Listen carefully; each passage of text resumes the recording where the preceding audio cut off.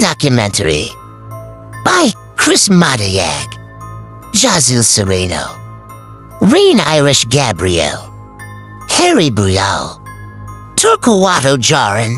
Topic: the history of Lapro White House. In Baguio City, the house was built by Roberto Lapro in the 1930s. The house is made of Nara and Yaco wood, designed in Victorian style with its wooden planks and gables and steep roof. The clan heads, Roberto and Victorina Lapro, made the house as their vacation home. The house was sold by Roberto Lapro Jr. and his wife, Purification Manitoc Lapro. The house withstood many natural and man-made disasters, such as the 1990 Luzon earthquake. Chinese-Filipino billionaire Tycoon Lucio Tan purchased the property in 2007 but never stayed in the place during his trips to Baguio. He instead had it renovated and refurbished with proper maintenance, then made it into a tourist attraction. From then on, the house was open to public. This imposing Victorian house dates back its existence in the year 1920, when the Philippines was under the American regime, and the house has been tagged as one of the best of American colonial architecture of the country.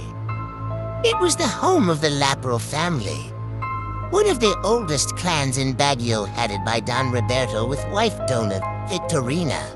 At the height of World War II, the Japanese soldiers inflicted violence and tortured the members of the household. Don Roberto survived the war, yet died only due to accidental slip and fall, to his death from the stairs in front of the house. The house withstood all the natural and man-made calamities, and with relatively the same materials as its origin. Stories that haunts the neighborhood and supposed apparition traversed from one generation to another.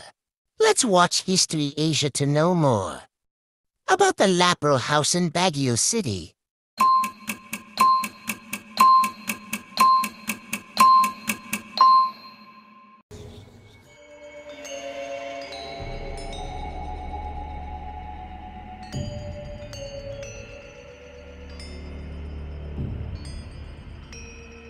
Nai-assign ako ng agency ko is noong February 2015.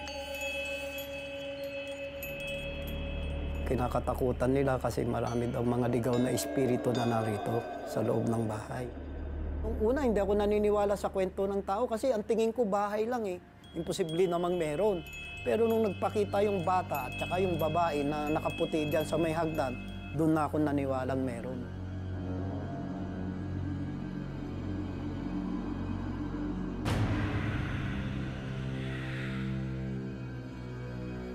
February 3, 2015, nagro-robing ako ng umaga, 6 o'clock in the morning. Pagbalik ko po doon sa garahe, ang nakita ko po yung bata. Nandun sa sulok. Kaya nagtataka po ako kung bakit may bata. Nakatalikod, hindi ko makita yung muka. Pero nakita ko doon sa skin niya, maputi siya, mistiso, para siyang Kastila. So nung lalapitan ko na, bigla siyang tumakbo. Nung tumakbo, hinabol ko doon sa may pinto. Pagdating niya doon sa may entrance, biglang nawala. Kasi kitang-kita ko siya na nawalang bigla doon sa may harapan ng bahay. Eh, nung tinignan ko naman yung pintuan, nakalak naman. Kaya nagtataka ako sa sarili ko, imposibleng tatagos yung bata doon sa pintuan. Kasi nung nagpakita na sa akin yun, nakita ng dalawang mata ko, doon na ako nag-usisa. Sabi ko, may multo ata rito. Ang ginawa ko, nag-research ako sa internet. Ni-research ko lahat kung ano yung mga pangyayari. Itong bahay na ito, noong 1920 na itayo, nagpasyal ang Mr. and Mrs. Lapirar ito, nagustuhan nila itong lote. Kaya dito sila nagpatayo ng bahay. So, noong World War II, 1940, is pinasok sila ng mga Hapon dito kasi nagustuhan ng Hapon na gawing garrison ito na headquarters nila. So ayaw pumayag yung mga pamilya na Lapiran napilitan silang patayin ng mga Japanese. Pinatay sila dito sa dining area, pinutulan sila ng mga ulo kasama yung bata na anak nila na 5 taon. Nakakatakot naman pala dito. Hindi ko alam, hindi ko maipaliwanag sa'yo.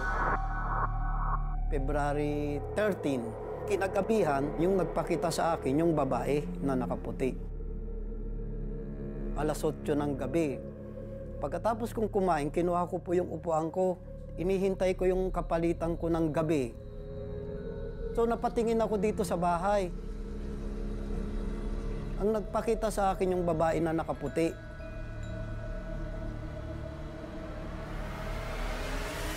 Damit ang nakita ko, tsaka yung buhok niya mahaba eh. Yung suot niya, yung pagka nag-aabay ba sa kasal, tapos naka-sombrero siya ng white, parang may belo dito.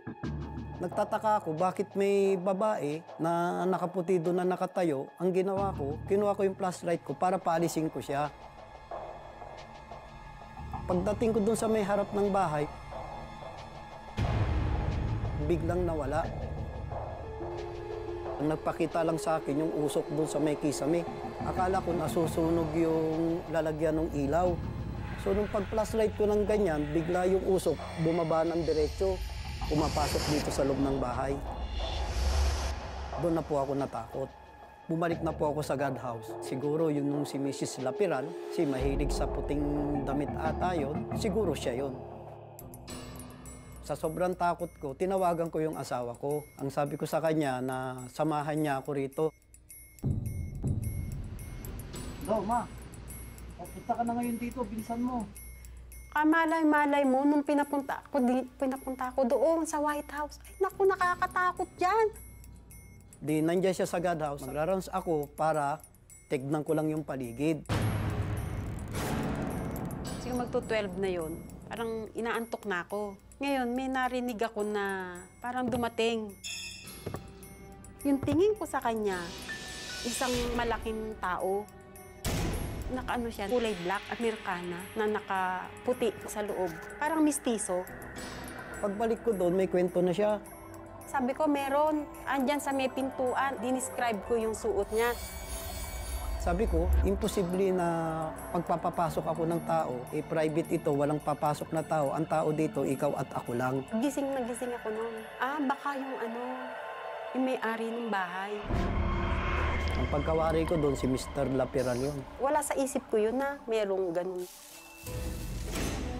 Noong March 12, merong isang turista na pumasok dito sa bahay. Ang sabi niya sa akin, Kuya, sinong kasama ko dyan? May tao ba sa taas? Sabi ko, wala po ma'am tao, ikaw pa lang ang unang customer namin. Pagpasok niya, siguro mga 5 minutes, bumaba na agad. Tapos sabi niya sa akin, Kuya, sabi mo walang tao. Bakit may tao doon sa hagdan? Isang babae, isang lalaki, tapos isang bata doon sa pangatlong step nakaupo. Sabi ko, Ma'am, wala pong tao dyan. Ikaw lang mag-isa dyan. Di nag-isip na ako, siguro may tama sa ulo to. Ayan kuya, hindi mo sila nakikita. Sabi niya sa akin, ayan sila nakatayo ngayon. Sabi niya sa akin, wala po akong nakikita, ma'am. Wala talaga akong nakikita. Maya-maya, siguro nag-isip siya sa akin kasi tinignan ko na siya mula ulo hanggang paa. Siguro nung nakahalata, nilapitan niya ako, Kuya, may third eye ako. Yan, nakikita ko sila hanggang ngayon, nandyan sila, oh. Kinuwento niya rin kung ano yung nakikita niya. Yun din yung nakita ko. Kaya totoo, naniwala ako na nandito sila. Hindi ko talaga maiwasan na parang tumatayo talaga yung balahibo ko. Mararamdaman mo kung andyan sila. Kasi kahit hindi na mo sila nakikita, tinitingnan ka lang nila, nasa paligid lang pala sila. Siguro, minsan kapag gusto nilang magparamdam pa rin, nandiyan pa rin na siguro pinapaalam nila nandito pa kami.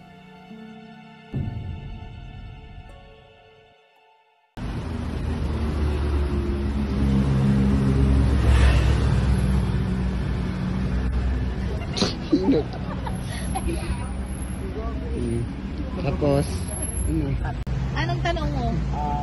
Kailan po na katayo ng Ang inyong bahay kasi is built noong 1930 by the Victor Gaspar. para sa asawa niya. And then ito, yung bahay is parang bahay bakasyonan lang nila. Kailan po na-renovate na naging Kinonvert ito as a fine dining restaurant last year, December lang. So 1 year lang.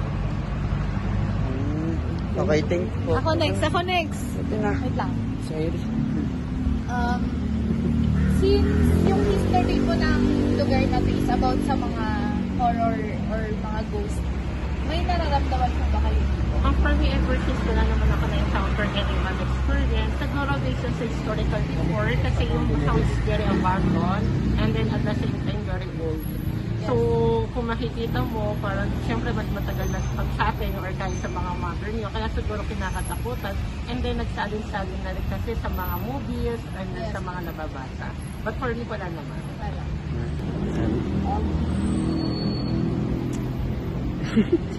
Para medyo mahaba. Hindi, may kakabit naman tayong mga clip. May mga nagpapakita po pagkabilan. Like what I said, wala naman din ako na-experience pa. Yung mga nauna na po sir.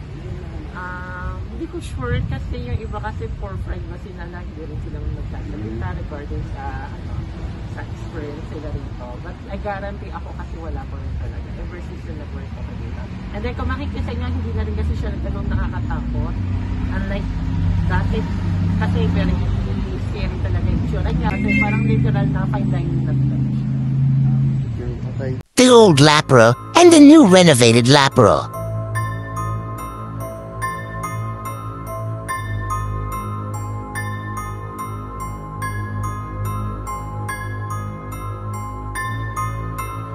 Happy Naglalakad ang aming team.